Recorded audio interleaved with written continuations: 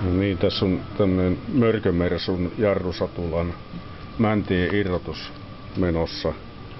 Nämä pitää irrottaa rasvaprässillä, siellä on männät aika jumissa. Tästä kun lähdetään näin pumppaamaan rasvaa, niin sieltä pitäisi mäntien lähteä tulemaan ulos.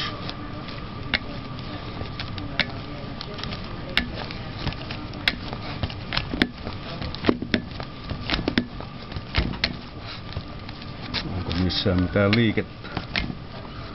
Joo, kyllä siellä tää mäntä on tulossa jo ulos, että tästä pitää sitten vähän stopata toisen puolen mäntää, että saa tulemaan vähän tasatahtia.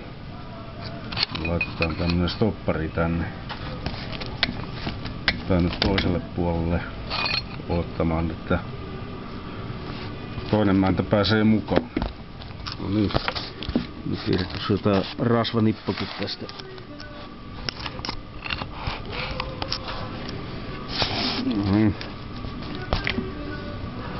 Miltäs nyt näyttää?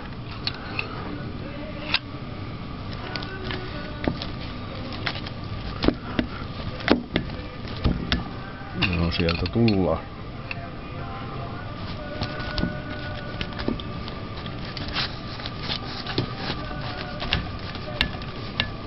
Näin tää etenee.